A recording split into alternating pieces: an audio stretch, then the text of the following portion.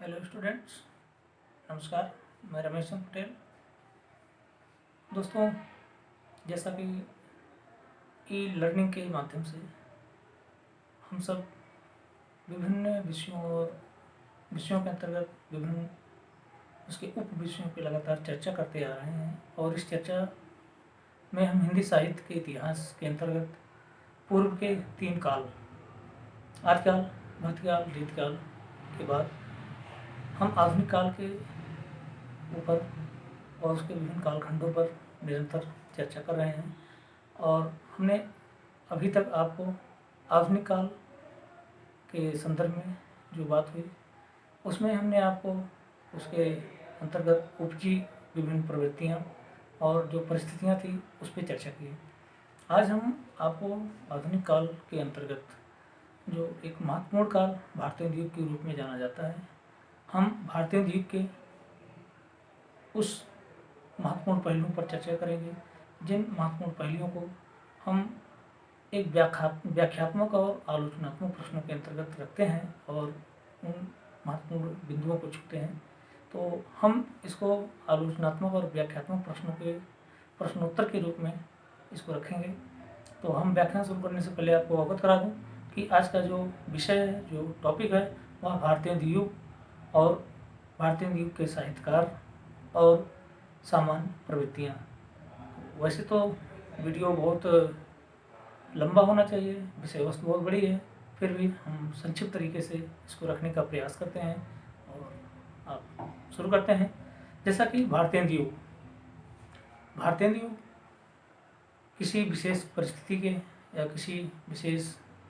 दशाओं को लेकर के नाम नहीं रखा गया है, न तो नामकरण किया गया है। यह विशेष व्यक्ति के व्यक्तित्व पर आधारित है और जैसा कि भारतीय द्वीप यानी भारतीय हरिश्चंद्र जी के नाम पर आधारित है। और भारतीय द्वीप की शुरुआत जो साधारणतः स्वीकार की जाती है, वह अगर देखा जाए तो उसकी वास्तविक शुरुआत 1867 ईस्वी से स्वीकार की जाती है। परंतु जो इतिहास हमारा है, इतिहास के दृष्टिकोण जो हमारे सामने नज़र आते हैं, उसमें हम देखें तो हमें मिलता है कि इसकी शुरुआत साधारणतः 1843 से ही स्वीकार कर ली जाती है। और इस तरीके से परिस्थितियाँ बनती हैं, बिगड़ती हैं और आगे पीछे के वातावरण को हम देखते हुए अगर इसको देखें तो 1850 का आसपास का एक मध्य समय मिलता है जहाँ से यह परिस्थितियाँ प्रारंभ होती हैं। तो हम ज़्यादा इस पर विस्तार से चर्चा करेंगे और अभी हम आपको भारतीय द्वीप की संक्षिप्त जानकारी देते हुए अवगत करा दूं कि भारतीय द्वीप एक ऐसे उस समय के कैरेक्टर थे, व्यक्तित्व थे, जिनका नाम साहित्य के लिए अपने आप में एक काल, एक समय प्रतीत होता है और यह काल, यह समय उनके नाम पर ही आधारित है। 1857 की क्रांति के दरमियान उस मध्य उपजी परिस्थितियों और विभिन्न वातावरणों पर साहित्य भी हमारा निर्भर करता है। तो जो यहाँ पे भारतीय जी का आगमन होता है, सबसे महत्वपूर्ण और बड़ी ही अपने बाल्यावस्था से इस साहित्य रचना की ओर प्रवृत्त होते हैं। उनका जन्म, भारतीय हरिश्चंद्र जी का जन्म 1850 ईस्वी में होता है और एक वैश्य परिवार में होता है और साधारणतः अपने 11-12 वर्ष की उम्र से ही काव्य रचना की ओर प्रवृत्त होते हैं और धीरे धीरे वह काफ़ी आगे बढ़ते हैं और हिंदी साहित्य में अमूल्य योगदान देते हैं। हम जैसा कि विशेष तौर पर देखते हैं, वो अपने संक्षिप्त जीवन काल में ही बहुत सारे निबंधों,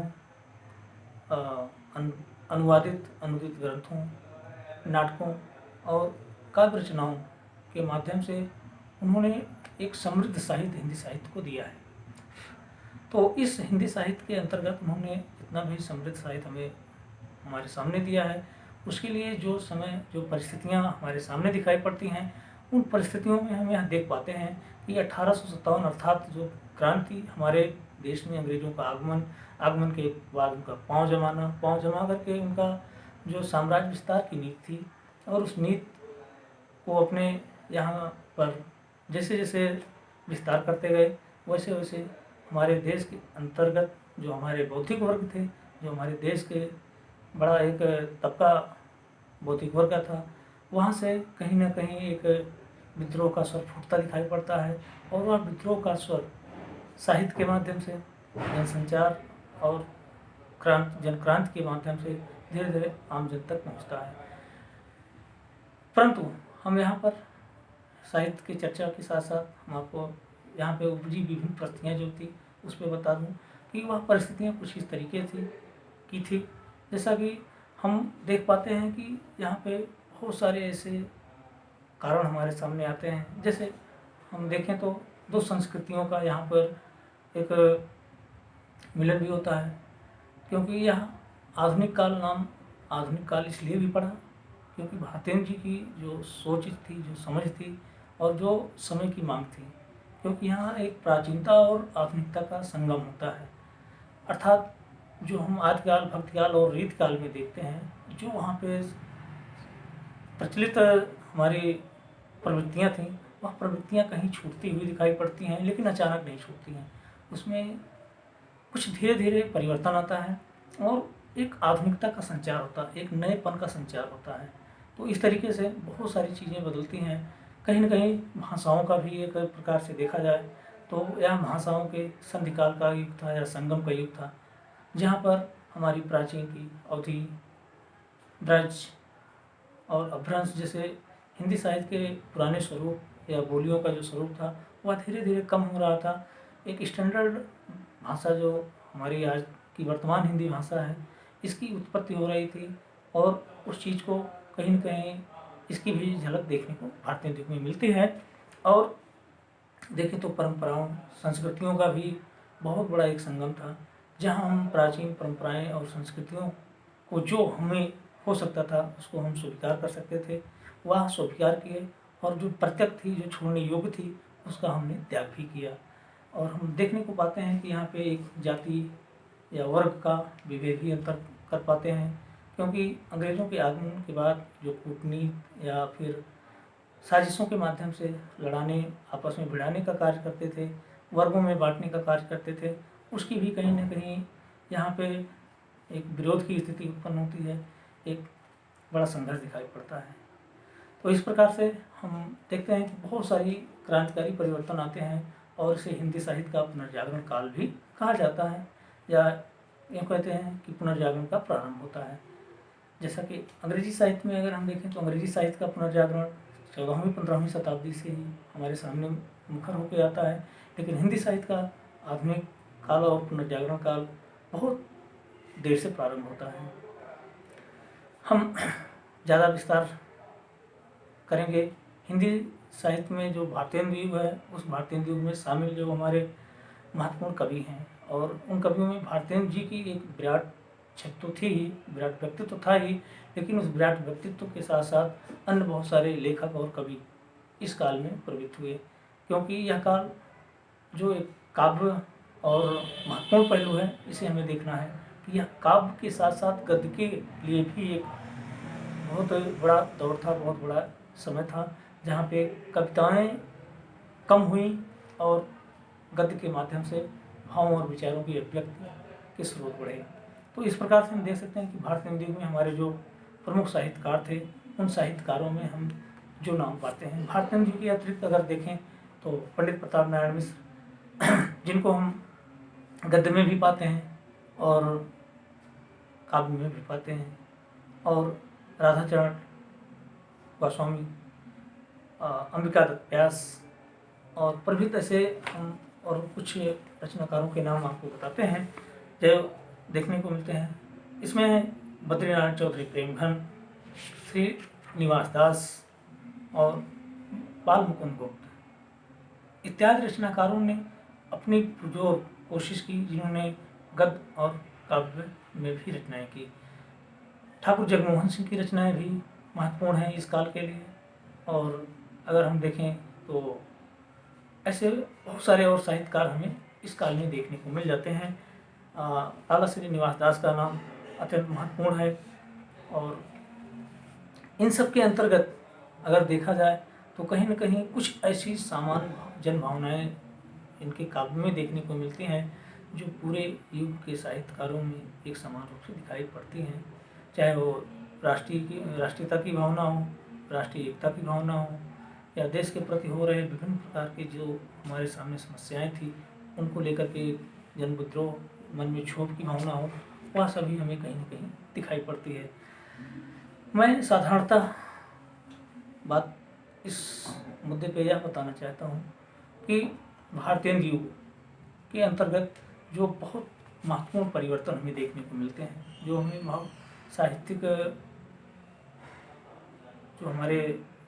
बदलाव आए, उन बदलावों पर अगर हम देखें तो यह एक प्रकार का संधिकाल था। जैसा कि हमने अभी आपको बताया पूर्व में कि यह एक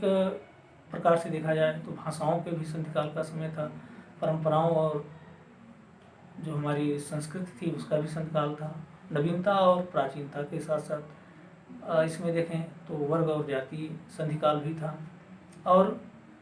इसमें हम देखते हैं तो राष्ट्रीयता की भी भावनाएं हमें कोट कोट करके दिखाई पड़ती हैं, और हर एक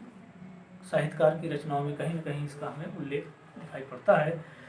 प्राकृतिक चित्रण यानी प्रकृति का चित्रण भी इस काल की एक प्रमुख विशेषता थी, जो प्राचीन काल से चली आ रही थी और यहाँ तक अभी सामान्य रूप से चल रही थी, लेकिन उसके स्वरूप में परिवर्तन दिखाई पड़ता है। जन जागरूकता, जैसा कि जन जागरूकता एक बहुत महत्वपूर्ण बिंदु है इस काल के लिए। अभी तक जो भारतीय युग से पूर्व अर्थात आधुनिक काल से पूर्व का साहित्य था, वह साहित्य एक प्रकार से देखा जाए तो आदिकाल का साहित्य कहीं न कहीं वह धार्मिकता, परंपरा और सौर गाथाओं तक सीमित था, या कुछ ऐसी छुटपुट और साहित्यिक प्रवृत्तियाँ देखने को पाते हैं जो धार्मिकता से ही ज़्यादातर जुड़ी थी। भारतीय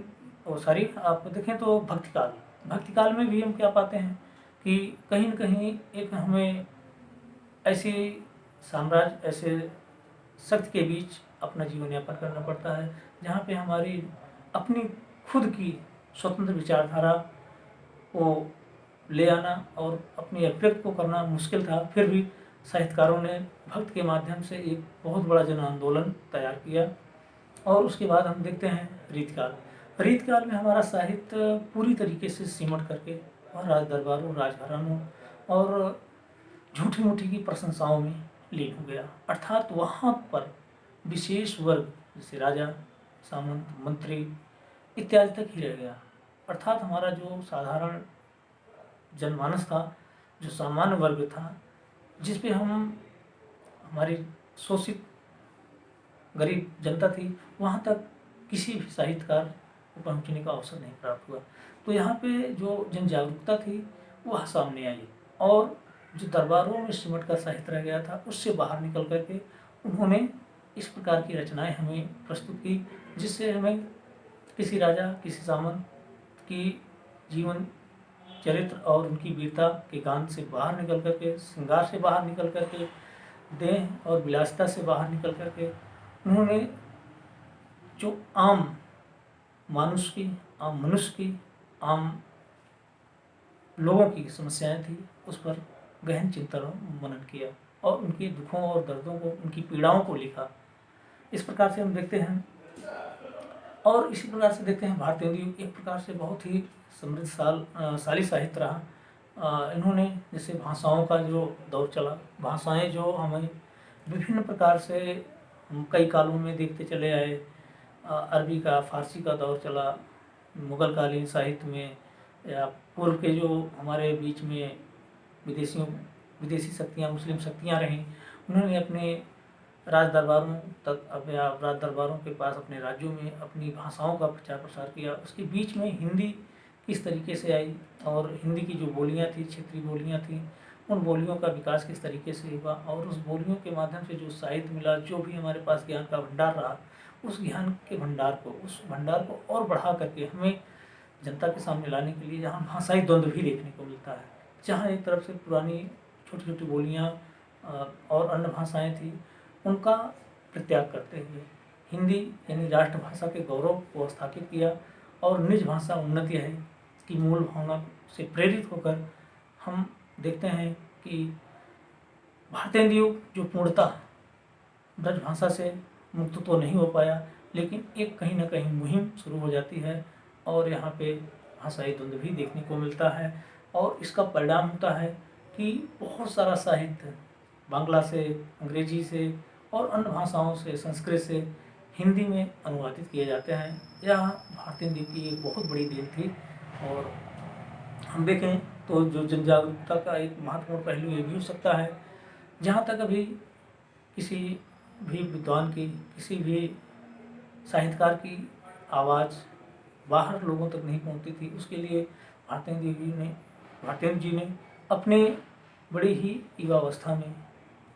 लगभग 17 वर्ष की अवस्था में उन्होंने पत्रिका का संपादन करते हैं, हरिश्चंद्र चंद्रिका। और उस पत्रिका के माध्यम से हम देखते हैं कि एक पत्रिका का युग भी प्रारंभ होता है और पत्रिकाओं के माध्यम से लोगों के बीच यह जो आवाज़ थी वह साधारण जन तक पहुंचना प्रारंभ हो जाती है। महत्वपूर्ण हम तथ्यों पर एक बार नज़र डालते हुए बता दें कि भारतेंदु युगीन कविता का जो मुख्य विषय था उसमें आप लोग पॉइंट टू पॉइंट नोट कर लें कि जैसे राजभक्ति या देशभक्ति की भावना उत्पन्न हुई, सामाजिक जो कुरीतियाँ, अव्यवस्थाएँ थी उनके प्रति क्षोभ या दुख प्रकट किया गया और उसका खंडन और मंडन भी किया गया। जो आर्थिक समस्याएं थी, आर्थिक जो हमारे देश की दशा थी, जैसे कि हमारे देश को लगातार जो सोने की चिड़िया के रूप में दूध की गंगा जहाँ बहा करती थी, उस देश में आज लोग भूखे मर रहे हैं, शोषित हो रहे हैं और उनके पास खाने के अनाज नहीं है, उनके पास बहुत कुछ ऐसा नहीं है कि जिसकी उनको एक पोषक तत्व या पोषित आहार मिल सके। ऐसी दशाओं में देखिए तो देश की आर्थिक दशा का भी यहाँ पे भारतेंदु हरिश्चंद्र ने अपनी रचनाओं में एक ये उसका जिक्र किया है कि सब धन बाहर चला जा रहा है और हमारा देश पूरा खाली होता जा रहा है। अंग्रेजों द्वारा जो भारतीय भोली भाली जनता है उस पर टैक्स की भयंकरता है, बहुत सारे कर उस पर लाद दिए जाते हैं, बहुत सारे करों का उस पर उनको ऊपर थोप दिया जाता है, जिन करों का वहन कर पाना इस गरीब जनता के पास उसके पास क्षमता नहीं थी। तो साहित्य अपनी आवाज़ से, साहित्य अपने द्वारा उन सारी बातों को बाहर ले आता है। हम और देखें तो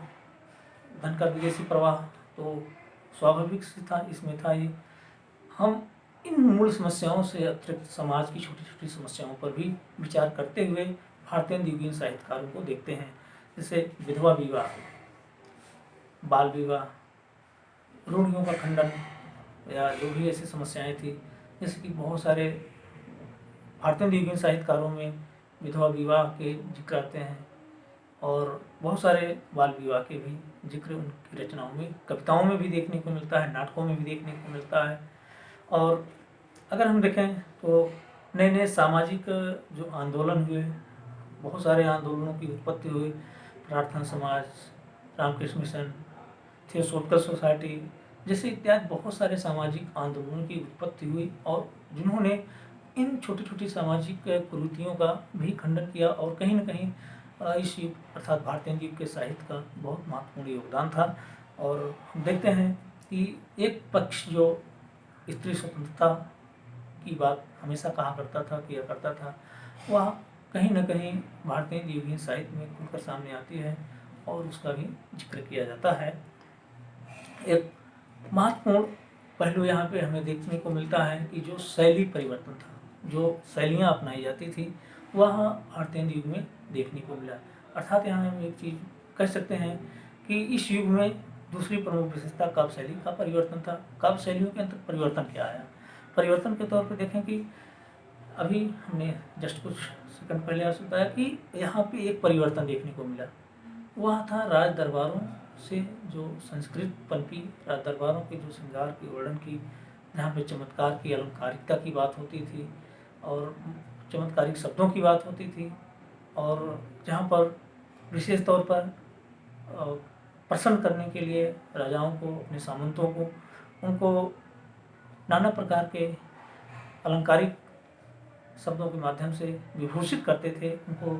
प्रसन्न करते थे, वह परंपरा आधुनिक काल में कहीं न कहीं टूटती हुई दिखाई देती है और यह खासकर भारतेंदु युग में। क्योंकि यह जन जागरूकता का दौर था और यहाँ पे श्रृंगार की, कल्पनाशीलता की वो सारी बातें आती तो हैं, लेकिन छट करके बहुत शुद्ध रूप में आती हैं और जो जनमानस तक प्रस्तुत की जा सकती हैं, परोसी जा सकती हैं। तो हम देखने के लिए पाते हैं इस काल में जन जन के विचारों को अभिव्यक्त को त्यों त्यों काव्य शैली में परिवर्तित किया गया। जैसे जैसे जनता की मांग थी, जैसे जैसे जनता के बीच में जो शैलियाँ प्रचलित थी उसमें किया गया। जैसे हम देखने के लिए पाते हैं कि बिरहा, चैती, चैना, गजल, लावनी, ठुमरी, अद्धा, होली इत्यादि सारी जो मतलब आम जीवन में जो आम लोगों के द्वारा, जो आम लोगों के हृदय की वेदनाओं को छूती थी, उन सारी शैलियों में काव्य रचनाएँ की गई,